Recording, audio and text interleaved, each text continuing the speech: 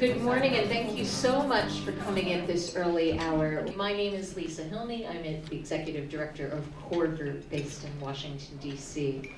And first, I would like to start by acknowledging that the land on which we gather is the unceded territory of the Musqueam, Squamish, and Tsleil-Waututh First Nations. We acknowledge our traditional hosts and thank them for their graciousness in welcoming us. And we recognize that the inherent indigenous rights and title. Today we have an hour and a half which will go by very quickly. And our mission today is to get to know some of our wonderful community leaders, frontline health workers, and also get to know you a bit more. So at this time, I'd like to, if you can look at your, on your table, you have the bios of all of our speakers. So at this time, I will go through their names, and we have such an amazing group of people here, and I'm very grateful to them for coming from very long ways to make it for this, and choosing our session. So to my right, Dr. Edna Edan.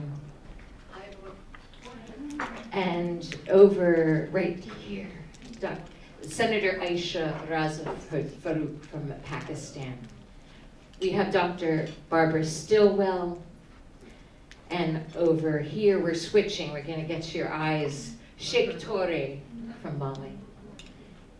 Bethy Asegadewo from Ethiopia. Monique Pat from our Vancouver First Nation Health. Samantha Rick from Washington, D.C. And did I miss anyone? No. And my co-facilitator right here in the corner, Dr. Faleke Balinka. Thank you so much, Yes. Lisa. Good morning, everyone. We're really excited to have you on this very, very important discussion and conversation to be able to deepen not just what we know about community health workers and how effective they can be, but women, community health workers on the front line. And that's going to be the focus of our discussion this early morning while you enjoy your breakfast. We do have a distinguished number of speakers, including yourselves, to join in that conversation today. So to kick us off, So we thought we would, because this is a small, intimate group, very quickly, because we only have an hour and a half, can you please go around, I'm going to pass the mic, say your name and what organization you work for, maybe where you're from. Thank you, I'll start right here. Sure. Hi everyone, my name is Sylvia. I am here from London, UK, and I work with Global Health Strategies, and I support the Nursing Round campaign, which Barbara is leading fearlessly. Hi, good morning everybody. My name is Ramona. I'm from Trinidad and Tobago and I'm at National University of Samoa. Morning, I'm Tess. I'm from Washington, D.C. and I work with ACT Associates on our Shops Plus project. Morning everybody, my name is Michelle Farmer. I'm the chair of NCD Child. It's a global coalition focusing on chronic diseases. Hi everyone, my name is Prerna Gopal and I work for a non-profit in India called the Antara Foundation. Good morning, my name is Kristen Fafa and I work for Medicines for Humanity as the program manager for Latin America and the Caribbean. Good morning, my name is Chris Morey. I work for the Communication Initiative with most of my focus is on polio communication, and I live just across the water in Nanaimo. Good morning, my name is Spencer. I'm from Ottawa, Ontario, and I work for the Government of Canada, specifically the Member of Parliament for Andrew Manning, who is also the official opposition critic for international development. Good morning, my name is Joelle Leacock, and I work for Massachusetts General Hospital and Harvard Medical School in Boston, Massachusetts. Hi, I'm Emma Clark from Kimonix International in DC. Hello everyone, my name is Sarah McKee. I'm with Management Sciences for Health, not Washington, D.C. Sorry.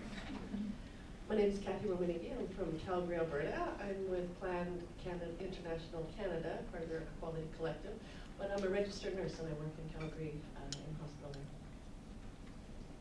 Hi, my name is Jenica. I'm a registered nurse in Emerge. I'm also advancing my studies at UBC in global health.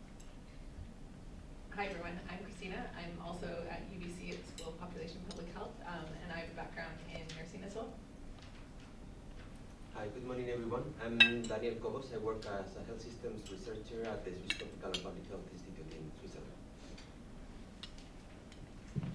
Good morning everyone. My name is Virginia. I work for an Australian-based NGO, the Fred Hollows Foundation, focusing on eye health and neglect of tropical diseases, and community health workers, lady health workers in Pakistan are the primary vehicle for distributing the treatment programs that we support. Hi, I'm Carmen Larson. I'm a family physician from about 4 hours from here. I don't do anything. I'm a member of Rotary, so I came because I'm interested in the cause. Hi everyone, my name is Amina Aminu. I work for APT Associates in the Shops Plus project in Nigeria.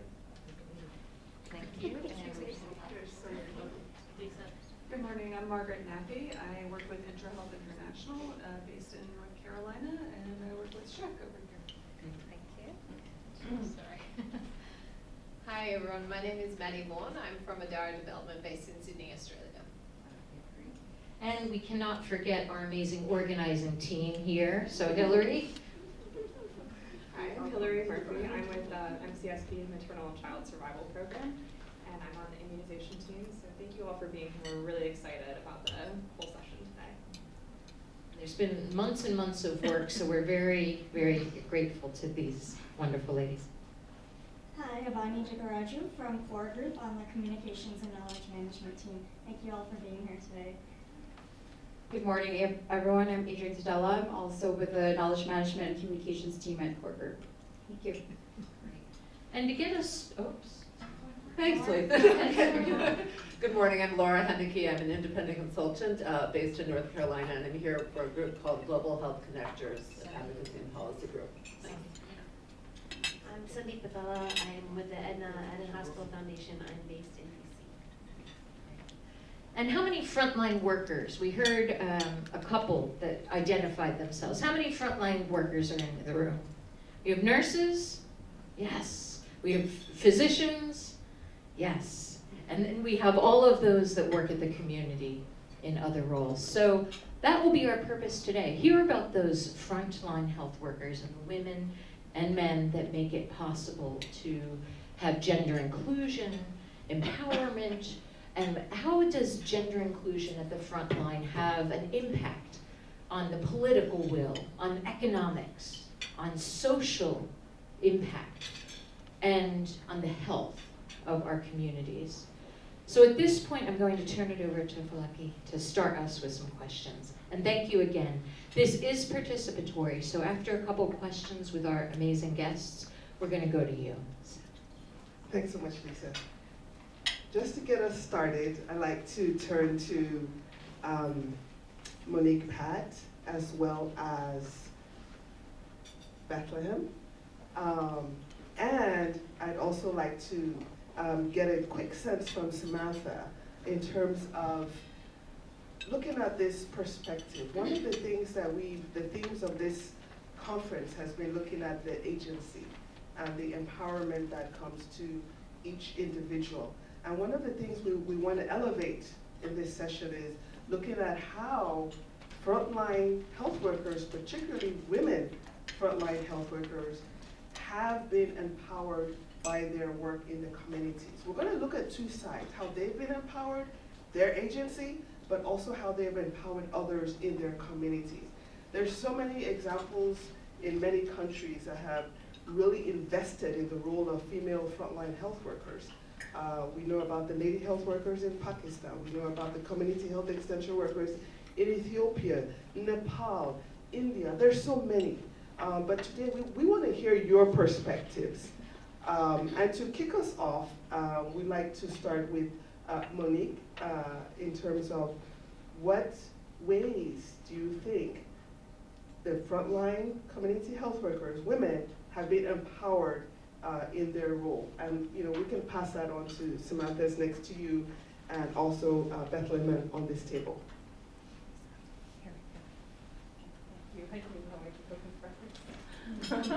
Please avail yourself to breakfast while we talk. When I look at how I've been empowered by my department in Aboriginal Health, really promote that we have First Nations nurses. And I am First Nations from Sahok and Nungis on the island, and I'll just make a correction that I work for Island Health, not Vancouver Health, in the Royal Jubilee Hospital. So they really allow us to do things like come to events like today. I'm here on Education Week, for example. So I hadn't really thought about gender equity as much as I have since I was invited to this event. Because as First Nations, we're really oppressed, and so I'm really wanting to hear from others on how that works for them before I really express more how I think of it. My department empowers women, but we're all women in our department, so we just have very few men in our department, so that might be one of the ways. Great. Samantha. Sure. I mean, that's very important. I mean, 70% of health workers globally are women, so it's something that impacts women hugely. Before I answer the question, I just want to quickly give an overview of the concept of symbolic representation, just to ground what I'm going to say. So in 1967, Hannah Pitkin wrote a book called The Concept of Representation about how women in politics have different forms of the ways that they're represented. So there's descriptive representation, which is just like, does the parliament represent the population? Like, is it 52, 53% women? No, it doesn't do that. And then there's formal representation. Are women legally allowed to vote and participate in politics? There's substantive representation, which is, do the women that are elected actually pass laws that benefit women? Do they represent their constituency? And then there's symbolic representation, which is, do the women in politics send certain messages to the wider culture and the wider society by virtue of being there? And it's on that point that female health workers have maybe some sort of subtle impact, but they're empowered in the way that their legitimacy in their role sends a message to the wider culture and the wider society. When female health workers are appropriately supported, when they are appropriately paid, when they have the tools to do their jobs, that sends a message that we know that influences parents' ideas of what sort of education their girls should get. If that job is open to them, then it makes sense to send them to school for 12 years to get that job. If those female health workers are seen as really the heroes that they are, that sends a wider message to the culture about how we should value women and the work that they do. And so that's a really important way that female health workers empower themselves and their community in turn. Thank you so much, Samantha. I'd like to hear from Bethlehem. Yeah, thank you so much for this opportunity. I'm happy to be here. In Ethiopia, we have, of course, health extension workers. They are paid government staff. The payment is not that much, but they are working in a remote, hard-to-reach areas. If you see in the Corfu polio project areas, the areas are very hard to reach, border areas. Once you are placed in there is no way that you get some development, educational, other jobs. It's very rare. In addition to health extension workers, we have community volunteers. According to the new government law, they are becoming now Women Health Development Army. There are about 12,000 health development armies. They are volunteers. They are not paid, but they are working very hard. Their contribution to the country is very significant because we have seen from different data that the immunization status of children and mothers are significantly increased because of these volunteers and health extension workers. They work together they have a linkage, a strong linkage. These health development armies report to the health extension workers. The extension workers are doing the follow-up, the training, the mentorship of these health development armies. And these HDAs, we call them HDAs, Health Development Army, they are all women. What they do is they visit households. Each of the HDAs have 50 to 100 households to run. They go and visit give health education and trace defaulters of immunization, pregnant mothers, newborns, and they refer them to the health facilities. They also promote other activities like personal hygiene, environmental hygiene, other packages of health in Ethiopia. But what I feel is they don't get the recognition that they should get. They are not paid. They are volunteers. They have other priorities at their house. They are mothers. They are sisters. There are priorities. They have to make their living, but voluntarily they are serving the community. They should get recognition. As working with them is, make you feel like you are one of them. So I know how they do. I know how they should be supported. In my opinion, they should be supported. They get the recognition. The recognition is enough for them sometimes. They should be recognized. Is the payment for them. Thank you. I want to thank you so much, Bethy, for those points. And I know that the polio eradication program is 30 years and has made significant progress. Right now, the final lines are in some of the most difficult and challenging places in the world. But we know that the women community frontline health workers have made a big difference. They have garnered the trust of their communities. In fact, they are part of the communities. And I just want to perhaps stay on that point a little bit in terms of what would you say are one or two of the key lessons learned from that program that we can extend in the line of community frontline health workers? Yeah, as you may know, polio is, the last case of polio is was in Ethiopia in 2014. After that, there is no case of polio. This is because of all these health extension workers, same lecturers, same other frontline health workers. So, in the future, after polio eradication, we should use this power for other activities. For instance, in Ethiopia, we are starting zoonotic diseases because polio will be eradicated soon, hopefully. So we have to use this power. We have to empower them and use them in the future for other interventions. That would be great, I think. Yeah. Thank you so much, Bethy, for that.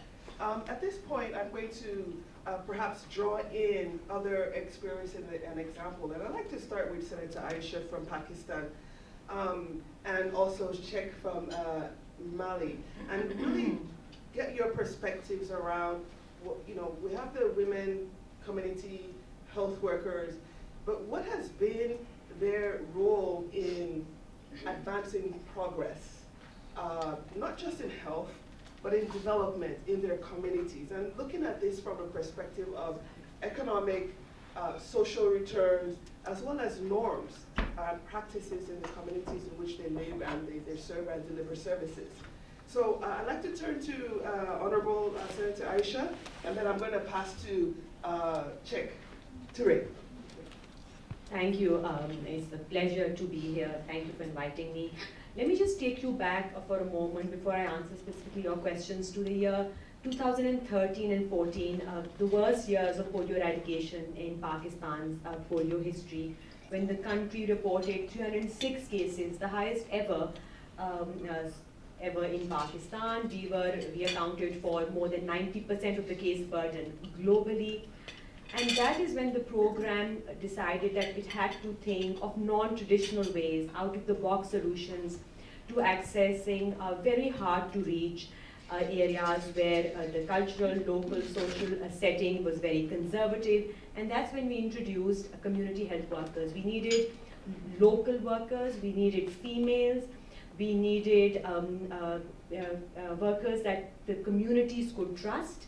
And that is when we embarked upon this community health workers program, the CBVs as we call them, community-based vaccinators, which are very separate from the lady health workers program that the government of Pakistan has had for a very long time. And we empowered them, we recruited them, we trained them. because they were literally from the same blocks of households and neighborhoods as the children that they had to vaccinate. They were trusted. The same men and women from those communities provided them security, so we did not need a police escort going with them around. They opened doors that no other strategy so far had been able to do so for us. They could access the very infants in the mother's laps, the children that were sleeping, children on the move, the guest children, that in our conservative, traditional social context and social setting, our male workers were not able to do. So not only did they empower themselves at an individual level, they had financial security, they were not paid a daily wage, they were there as permanent workers, paid a monthly salary here. They considered themselves as part of a fraternity, a larger group working for a big cause of polio eradication in my country. So they had, if they had challenges, problems, they were reassured by the presence of their area supervisor, the union council, the district health officers, and so forth. And the financial security empowered them economically at home. And they became role models in their communities. They were heralded as heroes by the same communities, by the government of Pakistan, by partners, international media, and so forth, and they opened doors for others to come out and join the program. And the way the CBV initiative was designed, the concept and the modalities allowed them to come out and work in those communities. They would not have attempted to work at all had this opportunity not been provided to them.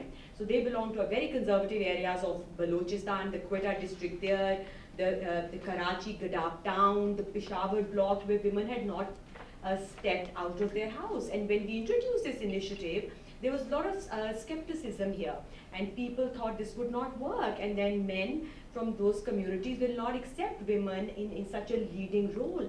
But the community-based vaccinators were instrumental in turning the program around for us.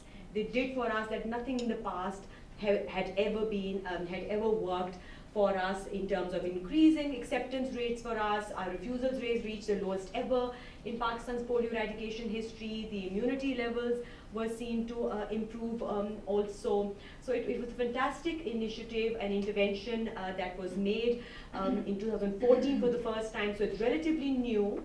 I'd like to give others a chance to speak, and I'll come back to talk about what challenges remain and how we can improve things here, how we can sustain such an initiative over here, and what kind of progress actually has resulted because of our community-based vaccinators.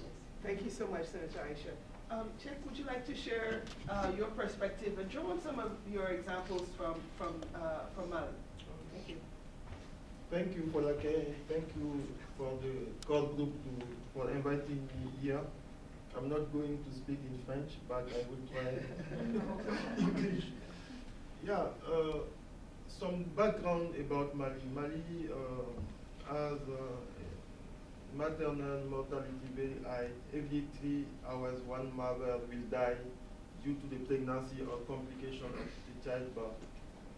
And in 2011, the government made a shift to focus on community health workers because when WHO launched the 2006 reports asking countries to have at least 23 health workers for every 10,000 population, Mali has only 6 health workers. So overnight, we could not fill the gap. So we had to make a shift to do community health workers program and reinforce it. And so these health workers, we call them ASC, Agents de Santé Communautaire in French. So they are recruited from the communities and trained, supervised on the quarterly basis and supported.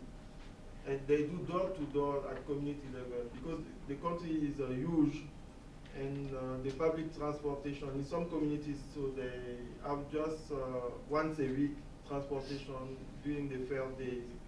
So community health workers are doing door to provide services, antenatal care services, and also service to under 5 children.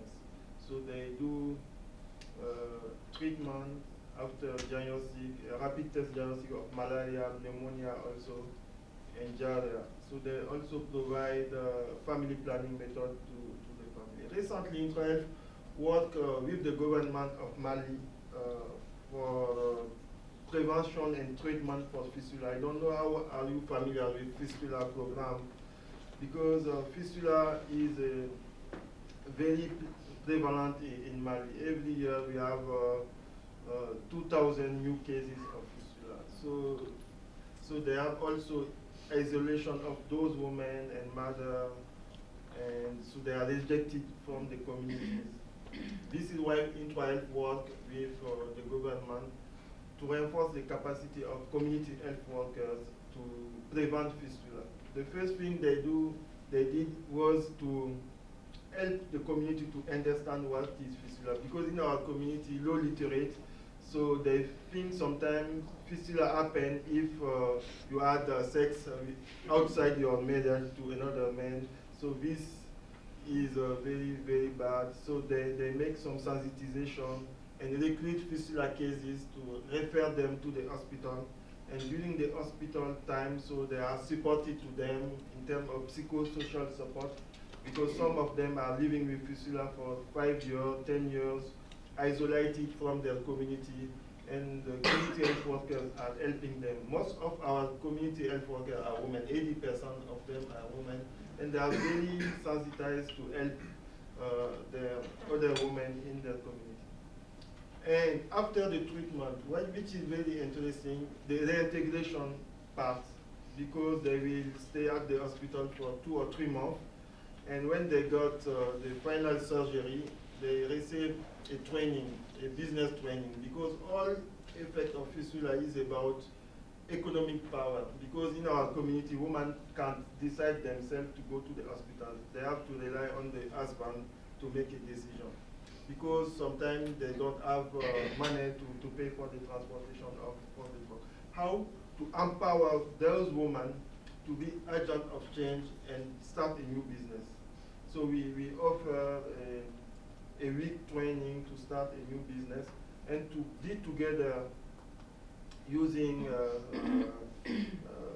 digital aspect for mobile money, and they receive about $200 to restart a new business or to start a new business. So then the community health workers help them to go to the community and organize events. So you will see in the report we launched a week ago.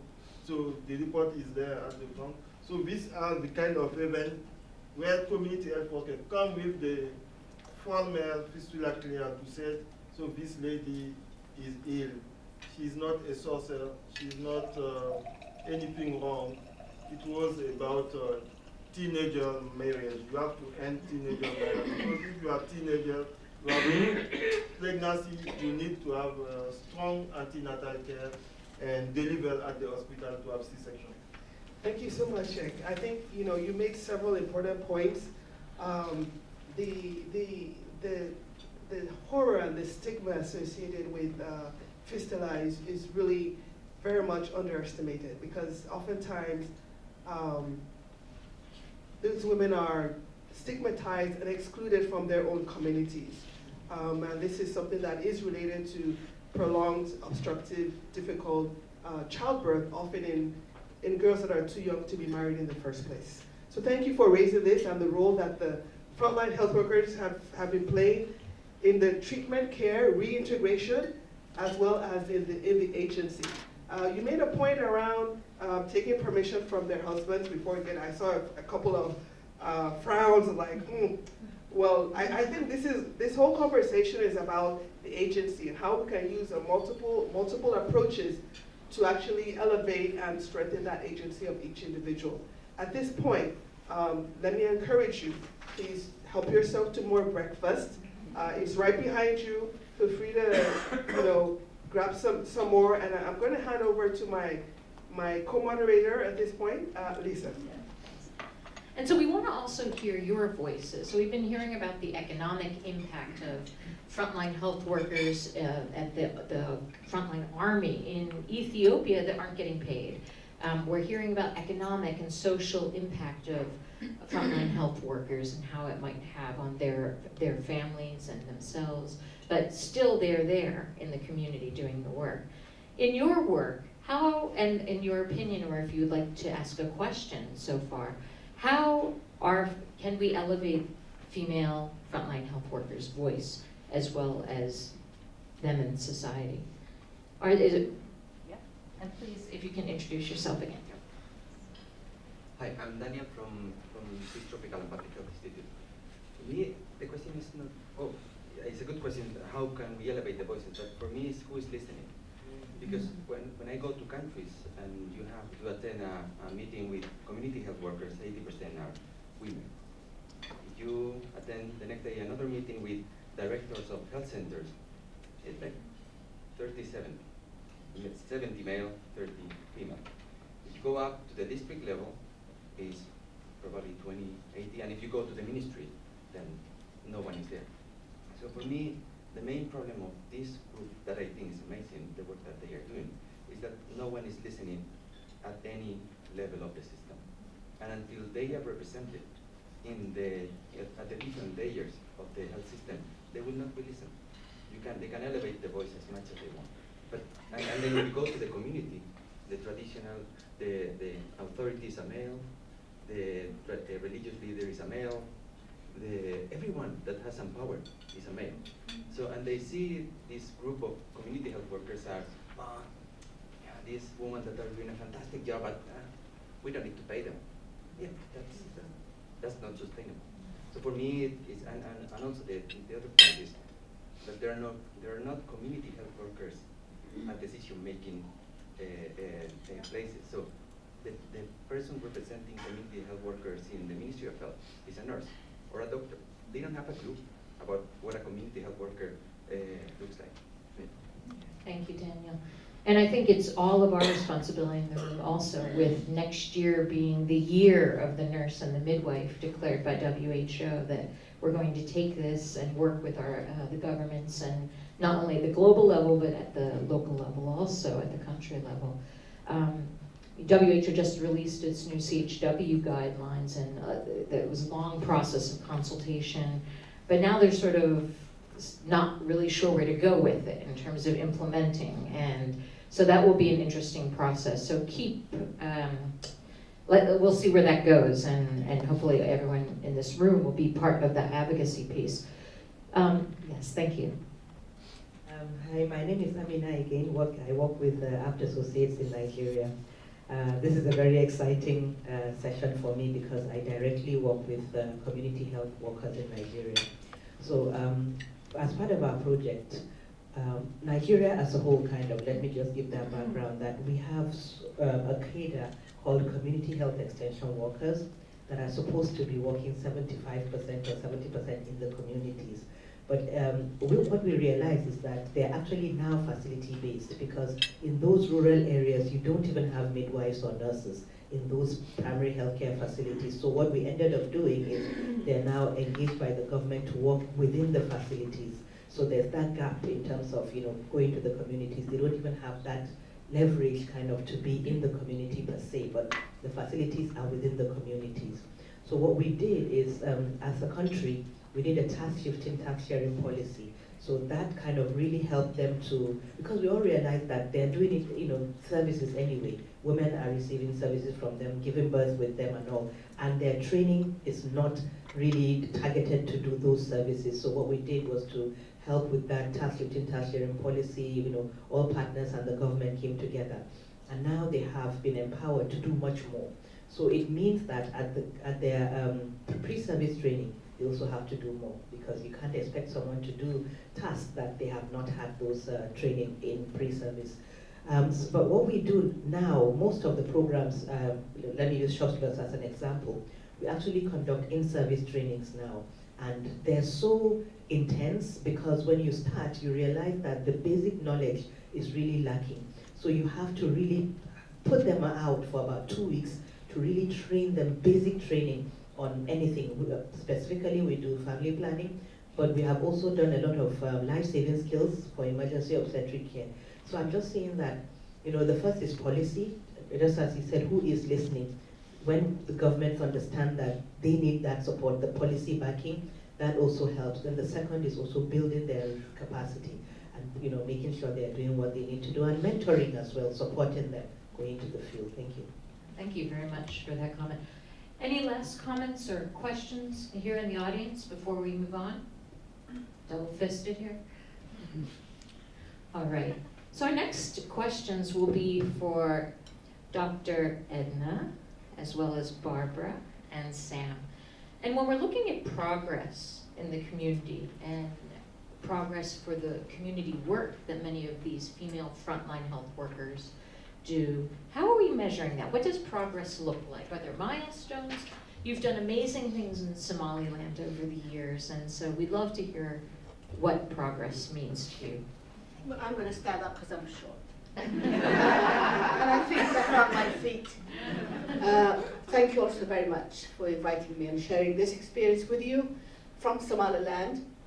Well, just to give you a little background, Somaliland was leveled to the ground in 1991, came out of war, and since that time, the people of Somaliland have put in everything they have to rebuild the country.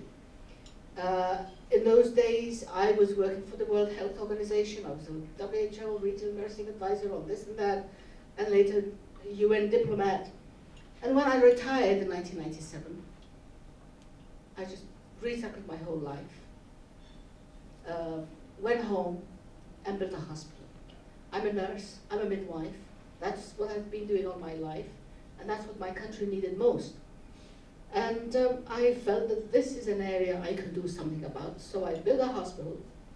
I started training nurses, started training midwives, lab technicians, pharmacists, anything that needed to be trained. We developed curricula, we found whatever talent was available internationally or nationally, and started training our health professionals.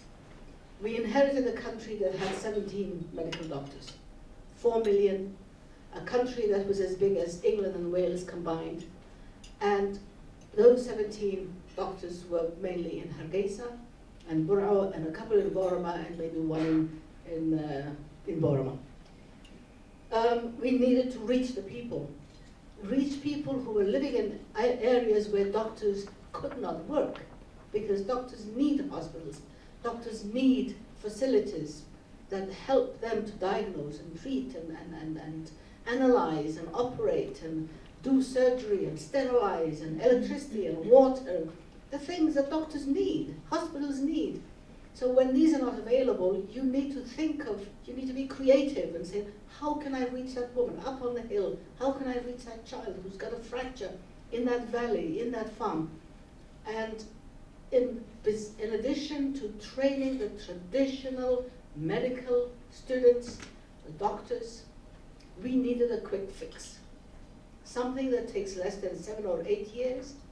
A health professional who can function, who can do a good percentage of the triage and of the care that communities need, and the community midwife was the answer.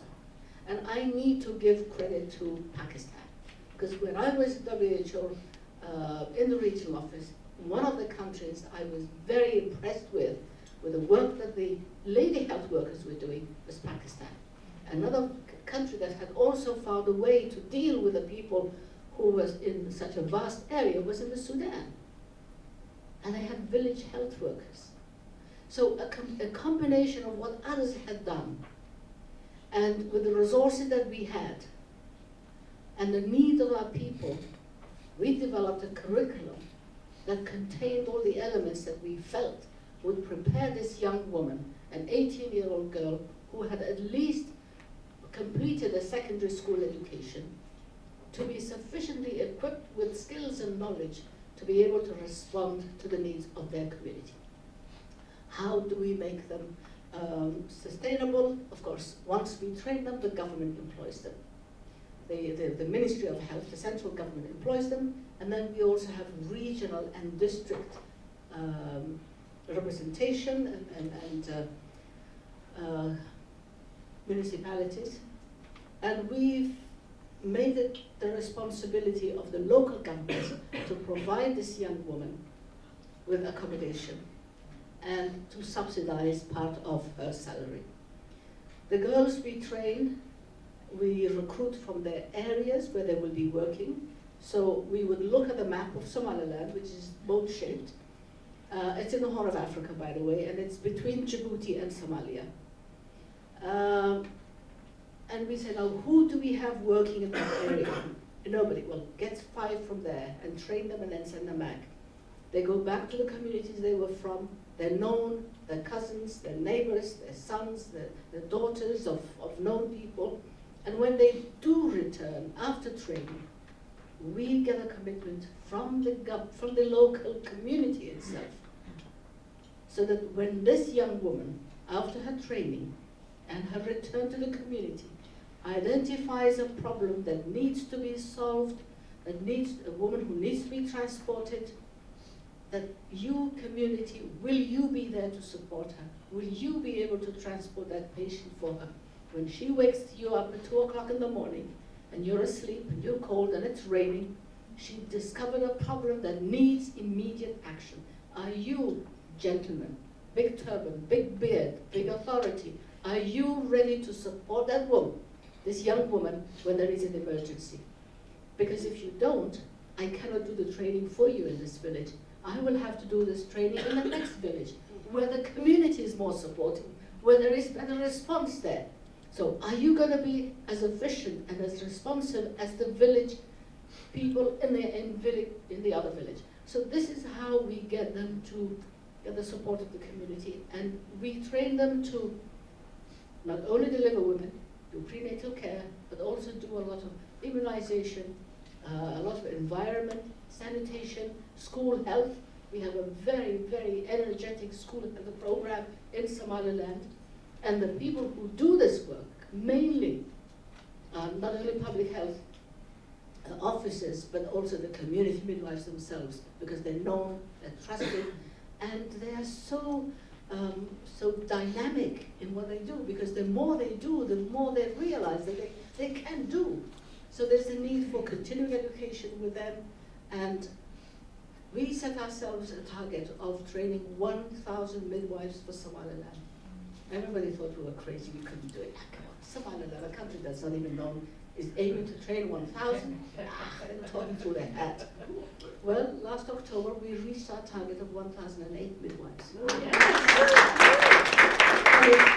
Somaliland can do it, anybody can do it. And now my target, and I hope you young generation will take that forward.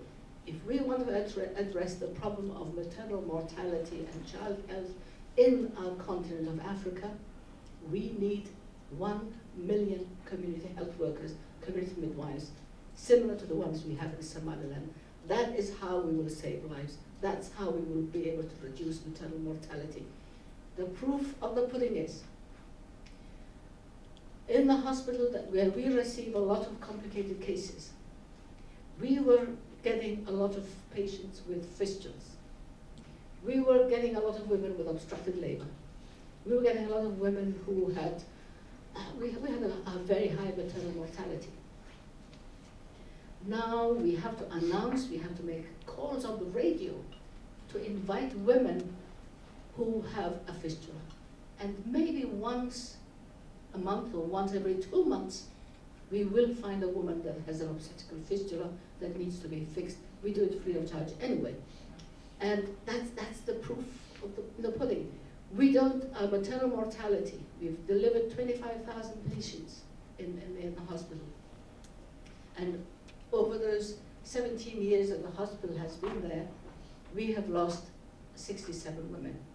That brings the maternal mortality rate of the hospital with a high complicated cases to less than 400 per 100,000 live births, when the national average used to be 1,600 per 100,000.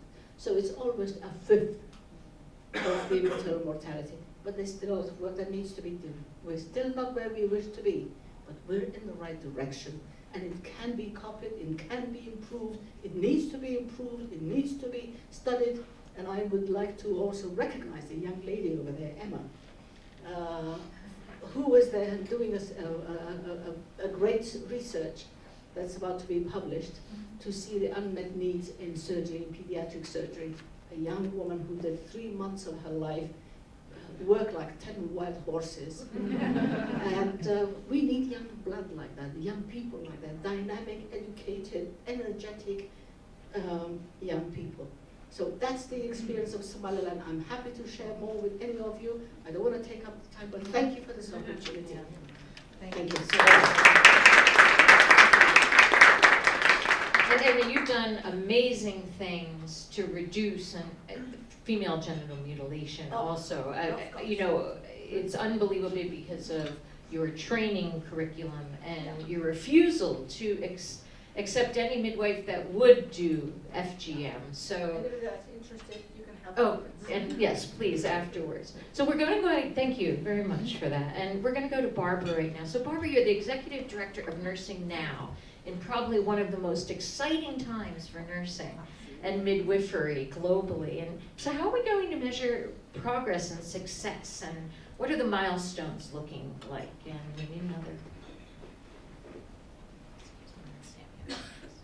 Thanks, Lisa. Edna has really just outlined, I think, what success looks like. It's when things that have developed become sustainable and funded, and there's an enabling environment. And I think there are 3 things that in my world of nursing globally that we would like to see measured in all work that is involved with capacity building. So the first is the enabling environment. So everybody who's a frontline health worker should be able to have all the equipment they need, they should have a facility, they should be able to get clean water, and they should be supervised properly and given, as Edna was saying, the training that they need as their jobs evolve. And yet we know that often at the moment frontline health workers, nurses included, are not paid at all. They're forgotten, in fact. And that's the challenge, I think, of working on the front line, is that you're out there. All your managers are, as our friend Daniel was saying, often invisible and certainly, don't really care what happens because they can't see you. So, and you can't talk to them. So for us, that's really critical that those systems are in place. I visited a nurse midwife in Uganda a few years ago, and she was working in a remote clinic. And we were actually visiting to look at how the performance was being evaluated. So we asked her, have you got a performance evaluation sheet that you worked in? Oh yes, she said, I have. And so we said, so what are some of the indicators? She said, well, one of them is the number of antenatal checks that I do in a week. So I said, well, how are you getting on with that? She said, well, how do you think I'm getting on? She said. So I looked around and she said, I haven't got a bed, I haven't got a sphygmomanometer, and I haven't got a fetal stethoscope. How many do you think I'm doing? And that brings me to the second thing. What we do is we often set up these posts to fail, unwittingly maybe, because they don't have the enabling environment, but they don't know or have or been supported in developing decision-making authority, so that they can actually say, well, look, now I'm going to feed up this information up the line to my manager. I'm going to say I can't meet my performance expectations because I haven't got any equipment. So you've got to do something. So that never happened. So we said to her, so what have you done? She said, well, there's nothing I can do. I don't know who to contact, and she didn't have a budget. And I think this is absolutely critical. If we put women into positions, managerial positions, but any positions, they have to know how to access resources, because it's the system that's gendered, the entire system. So you've got all these men at central ministry level in charge of the budget, and they they don't know and often don't care who's working in the field. So we need to be thinking much more broadly, and that's when I think we'll be measuring progress, is when the system is less gendered. And women frontline health workers are able to have those three things, the enabling environment, decision-making authority, and budgets. Thank you, Barbara.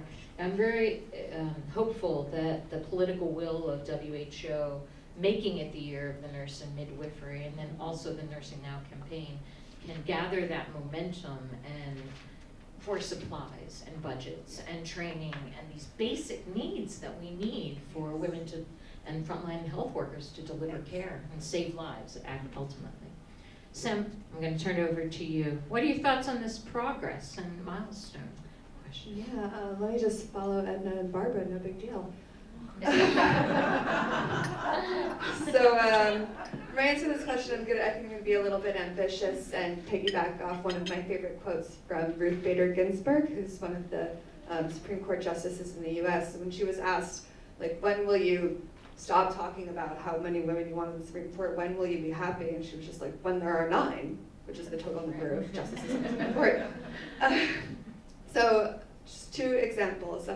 So according to the Safeguarding Health and Conflict Coalition report, there were at least 973 attacks last year in 23 countries on health workers, facilities, transport.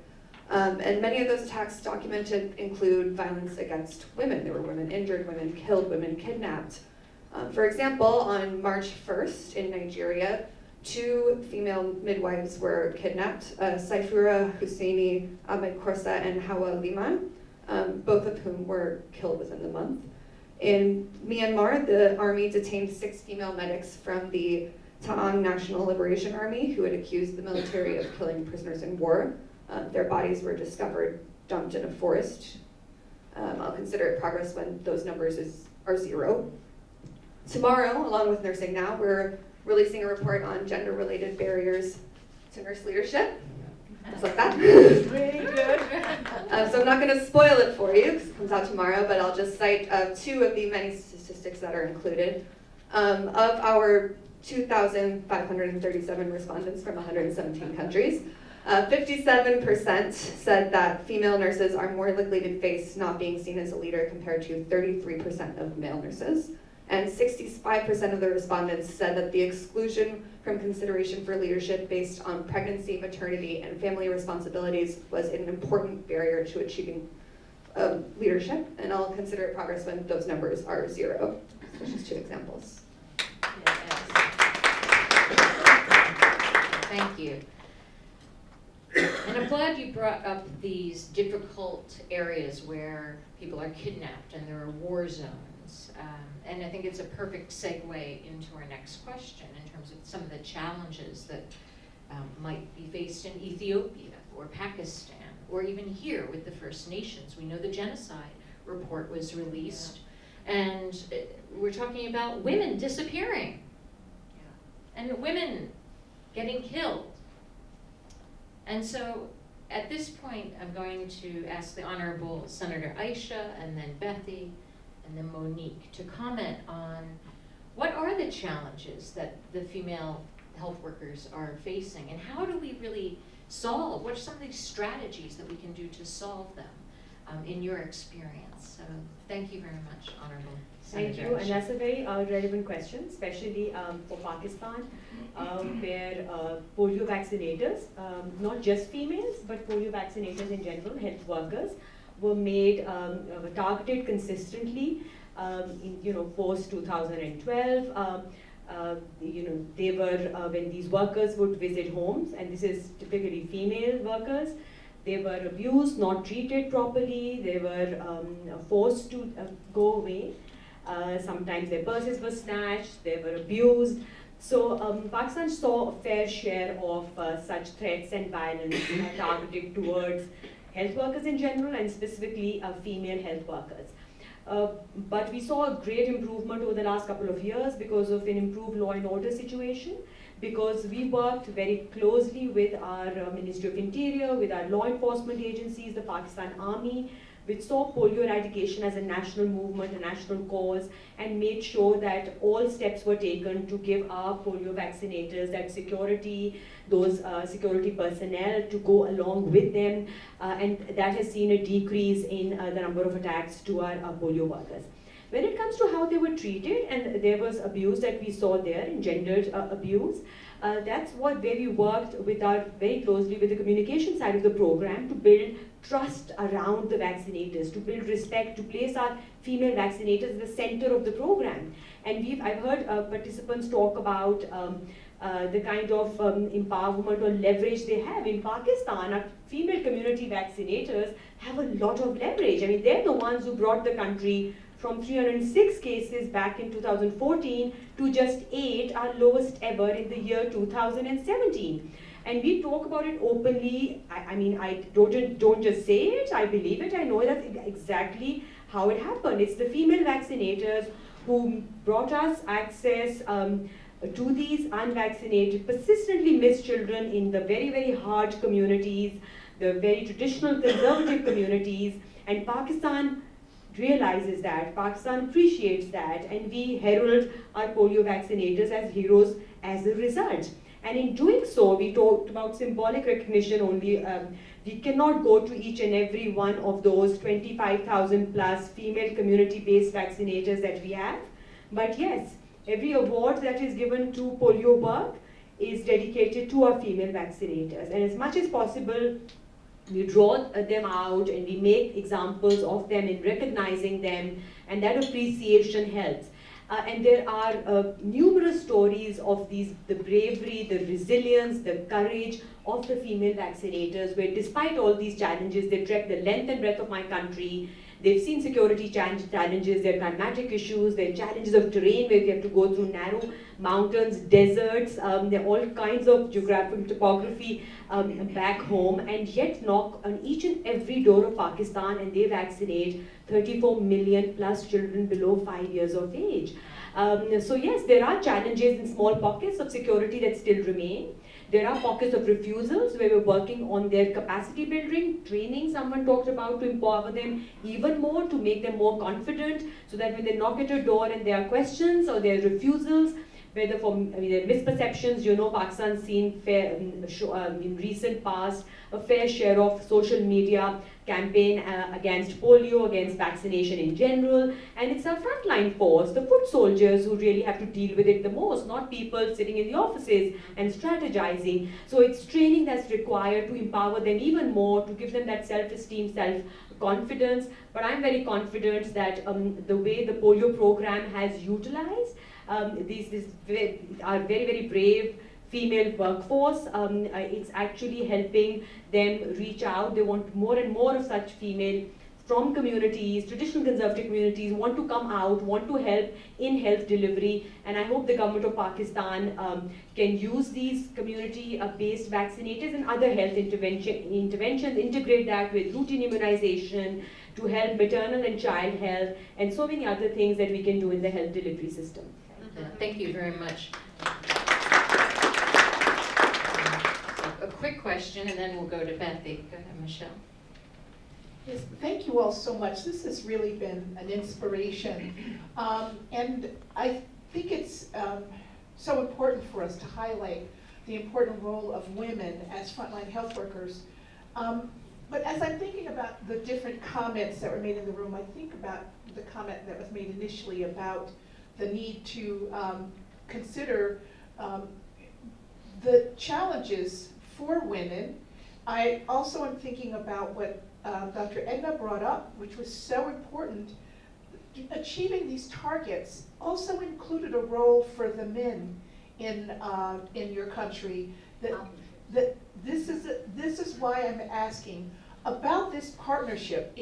Is the road to achieving gender equity in health, with the women frontline health workers leading the way, is the road paved with a partnership with men in some way? That if the women as frontline health workers getting all this wonderful training, all this needed attention, do we need to consider how we can engage the support of men so that these attacks may be decreased and find a way to build the partnerships with men? Thank you. Sure, just very briefly, I'll try and do justice to the great question that's asked here. Certainly when we introduced community-based vaccination back home for the polio eradication program, that partnership was there for community-based vaccination to take off successfully. I'm talking about very conservative, traditional, cultural settings here that most of us sitting in this room cannot even relate to, where women are not allowed to even step out of their rooms, out of their houses. And for such women to step out and go around their neighborhood vaccinating, other house children in other houses going inside was thought to be close to impossible.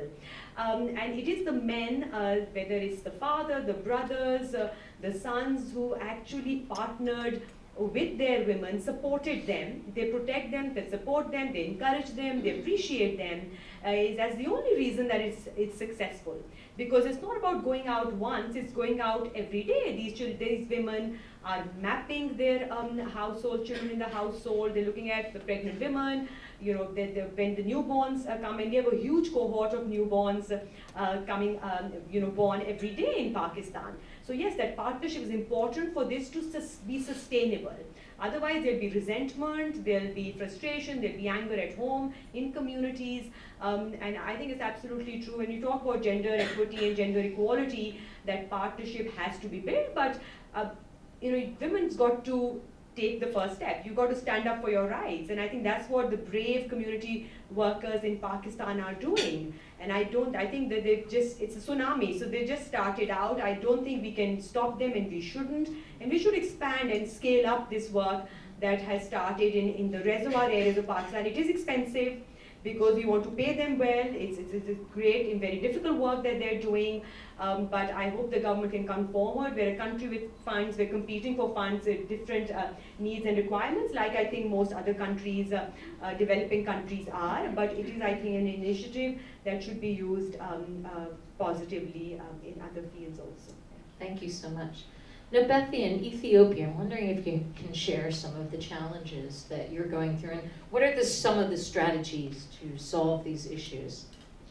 In Ethiopia, as you know,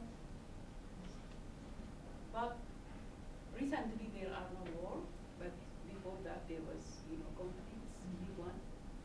As women, as a part of the community, they are, in danger of being killed, taken hostages. But right now we have stability or something like that, but there are still conflicts around. You don't know when it's going to happen. There are ethnic conflicts. I myself have, a month ago, I was in the Maternal in the west part of Ethiopia. I traveled to a district. I do something, community activities. When I came back, there was conflict. No one is going to pass. We didn't hear. We don't predict when it's going to happen. And I heard that two health extension workers were killed. Health extension workers.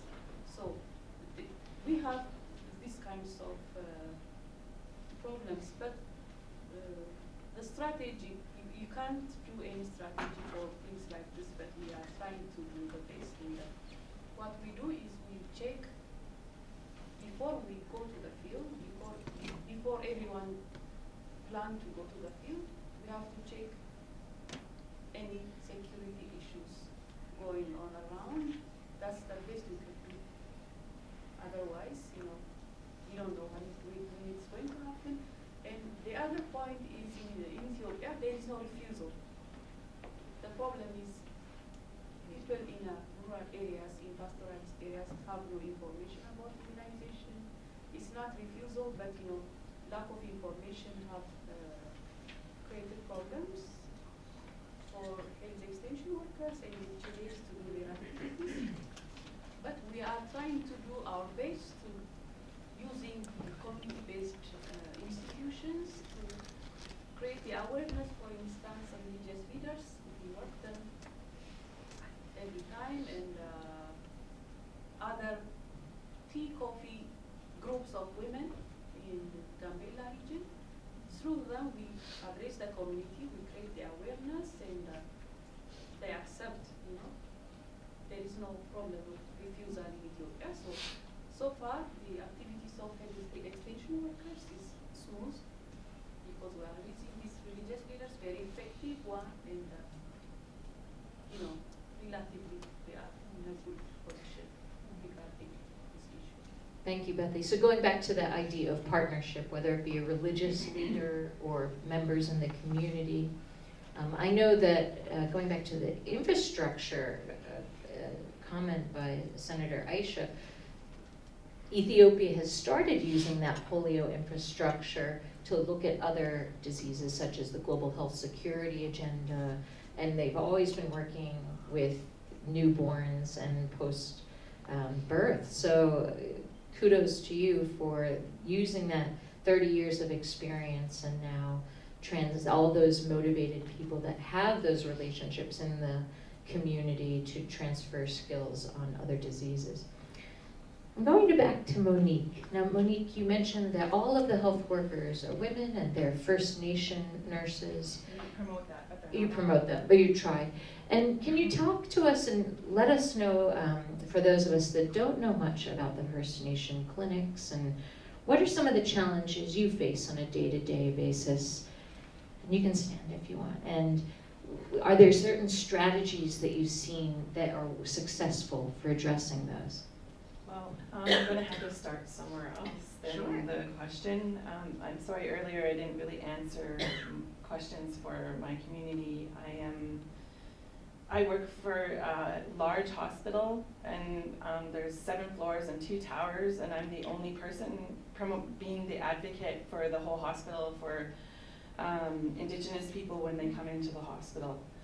And so I can have a lot of people that are waiting on me for support, and they're all poor.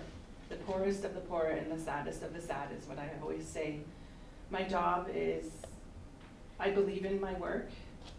I'm lucky my community trusts me and believes in me. I come from a long line of matriarchs, which is an amazing attribute to why I feel like I'm empowered. Because I know who I am and where I come from, and my family had to hide our culture. We were not allowed to practice our culture. So we would go to islands and we would go to private places to continue I know who I am and where I come from, because we hid our culture. People say that reserves is the reasons why you have your culture still, but that's not true. We have the Indian Act, we have our status card with our number on it. What people don't know is we're in the aftermath of war against Indigenous people in North America, not just in Canada, all across Canada and the US. We have been through germ warfare. We have been through Indian hospitals and Indian residential school, Indian day school, and every way to assimilate us after annihilation, after assimilation. It is so much to say, because my job, I work for people from birth to death. The thing I thought about after thinking about what empowers me is the work of Dr. Verna St. Dennis, who is also an Indigenous woman who has changed work from cultural teaching to non-First Nations to anti-racism work, anti-Indigenous specific racism, because the multiculturalism lens further prevents it from us being heard as a community from Canada. We're the first people. People think French and English is the language from this land. It is not this language from here. We have, in BC alone, there are 200 languages in British Columbia. We are the most diverse First Nations in all of Canada. And I don't know my language because my dad went to residential school. My dad and my granny had a meeting with her, my uncle told me about their residential school experience. I haven't really heard any stories at all from anyone in my community about residential school, because it's so shameful what was done to them, and they are so disempowered. They've been, so one of the things, I'm just all over the place because there's so much to say and so much to learn. But Canada and the US hired SS doctors to do drug treatment and drug testing and electric shock therapy to the Indian residential school survivors. They made it so that gave surgeries for them not to have babies anymore. Up until the 1980s, the last residential school closed in 1996. So my granny had a meeting and said, we no longer speak Kwapala in this household because I'm tired of my sons being beaten, because they would be beaten, they would get pins put in their tongue for speaking their language, and they would be killed even in the residential school. The stories and the movies that have been made about residential school are not even close to really what a survivor, because this shirt I'm wearing is about the Every Child Matters campaign for residential school survivors and their families, which I'm an intergenerational survivor of, and I don't know my language because it's been prevented. It's been purposefully taken away. It was part of the Assimilation Act of the Indian Act. And so what I say to this is the life-giving work for me has been the anti-racism lens we're taking in Aboriginal health, and we're teaching non-Indigenous people about anti-Indigenous specific racism, because it is important. It is the work that is required to be done. The anti-Indigenous specific racism work is with Dr. Werner St. Dennis, Robin DiAngelo. Further to the missing and murdered Indigenous women, I haven't read the new book, but I was moved that people are finally hearing we've had genocide in Canada. I know we tried to have that with the Truth and Reconciliation, because the Truth and Reconciliation went across Canada and they listened to residential school survivors. We actually got to meet one of the judge for that. I forget his name right now. I'm so out of my element here. I'm the only Indigenous First Nations person here, and I just have so much to share and so much to say about all of the work we're doing in Aboriginal health. And I'm so grateful that we have this anti-Indigenous racism work, that now we can say it. It's even written in our Aboriginal health book that we're working on, racism. And we weren't even allowed to say racism previously. People would be like walking away, and we still experience that. It's very, very, very, very hard work. It's the most hard work we've ever done, but it's been the most rewarding work.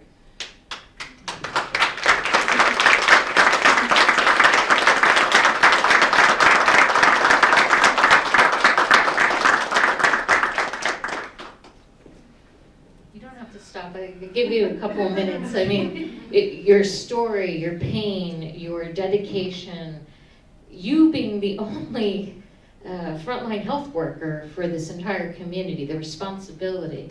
Thank you.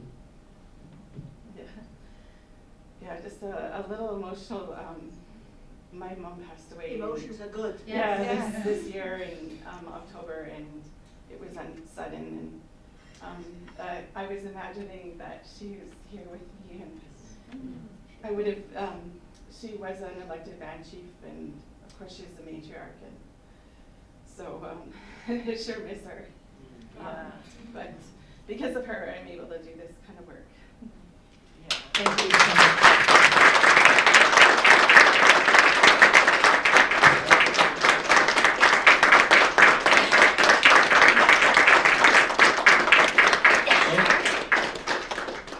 I don't even know where to go from there. I'm just sort of, ooh. Thank you so much.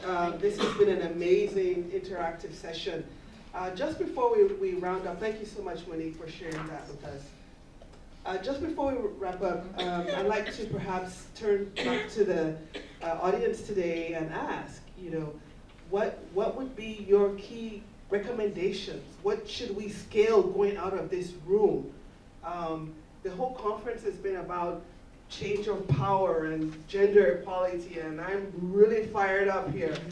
So we're going to walk out of here, but we want to capture your thoughts on what are your takeaways? What do you want to do? What do you want the rest of us to do? So there's some sticky notes on your table. Please take a moment to write it down, and we're going to paste it. There's a wall outside. There's a poster outside. We want you to write it down. You know what gets written. There's a trail. Write it down, and on your way out, we want you to put it on that poster outside. While you're writing down, I'd like to ask if someone has, one or two people have something compelling they want to say about the future, what we need to do here. Okay, I want to give that space while you're writing this down. Thank you so much, Edna. Thank you. I think in this day and age, there's a lot of resources and energy and expertise which is used for scientific excellence. There's a lot of research, but all of these are designed for countries like yours that are developed. And what I would like to see in the future is some of that energy to be devoted to looking and finding solutions for the communities that are underserved. Thank you. These are the people, that's the largest number of people, communities are underserved. In everywhere, I think in the Western Hemisphere, in the United States, you have communities that do not have adequate maternal and child health care. So those who do not have the minimum acceptable standards of health care need our attention, need our resources. And I am so moved by my daughter's statement. I know your mother is there and watching you, and I'm sure she is proud of you, as I, your grandmother, am proud of you. Thank you. I just wanted to thank everyone. This has been a very inspiring and moving early morning session. There's an expression in French that Chw will help me with that people say, le pouvoir se donne pas, ça s'arrache, which is basically power isn't given, it's taken away. And I think for so many years, we've seen examples from North America, from Somaliland, from Mali, there was kind of tokenism around frontline health workers and community health workers and females on the front lines, talking about empowering them in an artificial way. And unless resources are given and devoted, and people who have those resources are willing to give them up, nothing will change. And I'm so inspired by the women and men I've heard speak this morning, because I think they do represent the future and that change, but we have to have their backs. And we have to be willing to put ourselves on the line sometimes to break up the status quo in North America and everywhere. Thank you.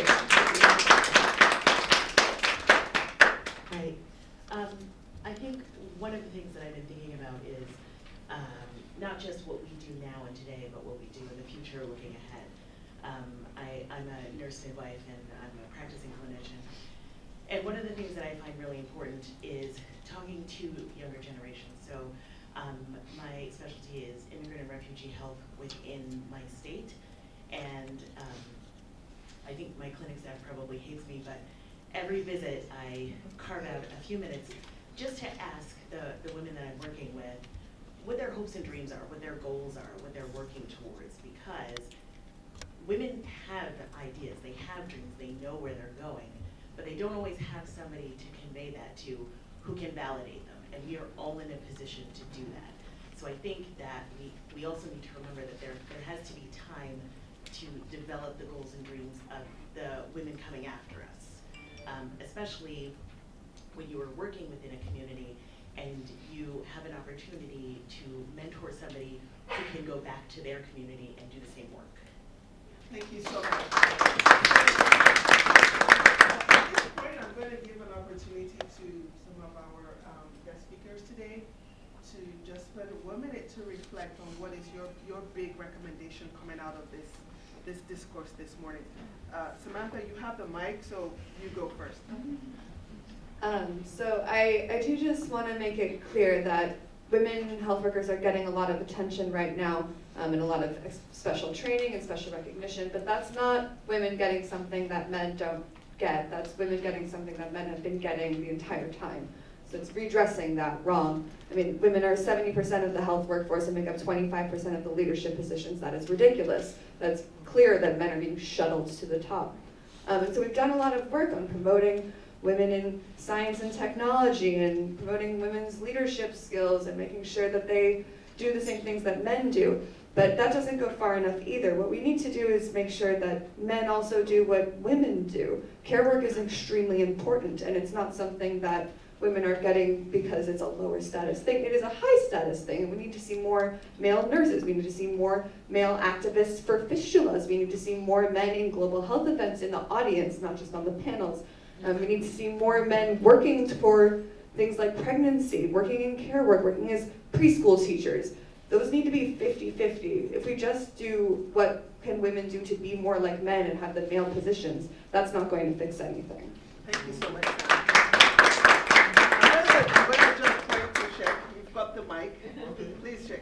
Yeah, so my recommendation is to continue to support the frontline health workers by training, supportive supervision, because we don't want to have a poor medicine for poor people. So we need to continue to support them. And the second in my agenda is to ensure the smooth transition, because currently the community health workforce program is highly supported by donors. So the salary are paid by USAID, the Global Fund for TB and Malaria. Now we are pushing the government to have a budget to continue to support this initiative. Thank you so much. Thanks. Thank you all so much for really inspiring input and you know, really making us think. I mean, it's been fantastic. I think for me, one of the things that comes out of this for me is the need for us to learn to listen to each other and to work in partnership on issues that are important. And I think often in healthcare, we say in nursing, we eat our young. You know, we're just like, somebody comes on the ward who's new and you're like, well, I'm not going to have them here with their new ways. But, you know, we need to sort of be thinking, welcome, what's your story, what can you bring? And we need to think that to everybody, men, physicians, other women, everybody. You know, we need to be thinking, what's your story and how can we work together to make things better, to keep pushing the door to non-gendered systems. Thank you so much, Barbara.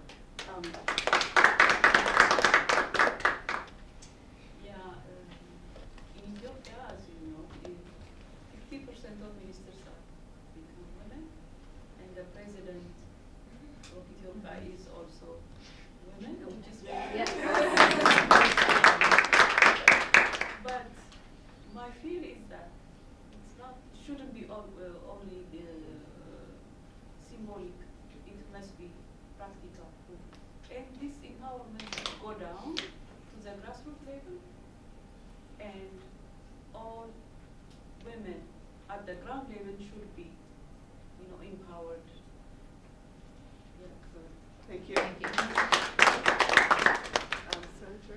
Yeah, so very quickly, there's so much that I'm taking away from some great speakers here and participants.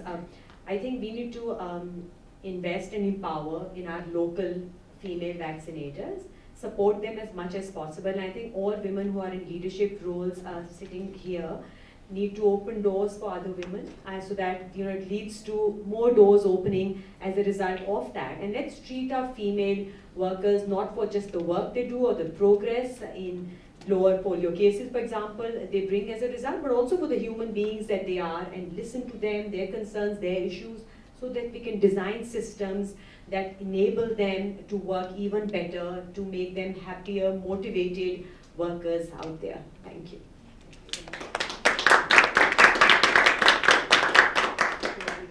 Yes, I know what really makes my day is in a country like mine, a country that was destroyed 95% of it leveled to the ground, health workers killed, cities bombed, and today's on a day when the stars are very well aligned, I would walk into my operating theater and I would see the senior surgeon, female, the assistant surgeon, a female, the anesthetist at the head of the patient is a female, the instrument nurse is a female, the supervisor of the operating theater is a female. Wait a minute. And a patient that is being operated on is a male. That is progress. And 15 years ago, there would be a male surgeon, a male assistant surgeon, a male anesthetist, a male instrument nurse, a male whatever, because there were no females. Nobody thought that was abnormal. Of course, they're men who are doing their job. But today, I do have male staff as well. But on the days when I said, the stars are very well aligned, I said, that's what I died for. That's why I came home to see. And it's possible. Partnerships. We need to remember those who have been forgotten for too long, either because they're poor, because they look different, because they have different religion, because they believe they're different from what the majority considers to be normal. These are the people we need to remember. And unless we do that, our world will not be what it could become, an ideal planet. And I think there needs to be justice for all, and the biggest share needs to go to those who have been forgotten for too long. Thank you. I'm 82, so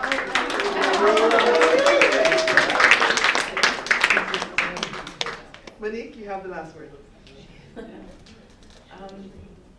As I do my own decolonizing, because we've been colonized in Canada, I think about things that will help in my community is doing your trajectory of learning for Indigenous health. So one of the things we ask people in our department is that the Provincial Health Authority has a course you can take, and it's an 8-hour course online if you work in a facility here in Canada, or here in BC, I should say. They have a course for Indigenous cultural safety.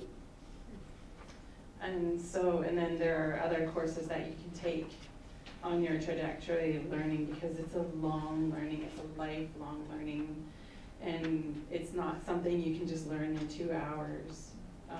It's really daily work and deep work that you have to look at yourself first and who you are and why you're doing your work, because we want to know why are you trying to help us. So with that, I'd like to thank you and also hand over to my co-moderator as we wrap up this session. Thank you very much. I would like to thank the organizing team again, because a lot of work went into this. So Hillary, will you stand up? Chris, Avani, Adrian, Valecki, and then Warren Feek was also on the committee as well as others. So thank you very much. And again, thank you so much to the speakers that dedicated your time, came for so long, your stories, your work of what you are doing at the country level and the global level. Thank you so much, because you are the voice, and everyone in this room has the power of voice and privilege that we can take these issues and fight for them. So I hope that the next step, we're taking these sticky notes, you put them outside. We will be having follow-up. I hope we got your emails. If not, someone will get them and sign up maybe at the top. so we can share the after report from this session. But take it forward. It's not just here at Women Deliver. We're going to be taking it forward and moving it more. Thank you very much. I think we're at time. Resources on the table, different reports that were referenced. Please avail yourself to them, and thank you so much for joining us today. Thank you. Thank you. Thank you.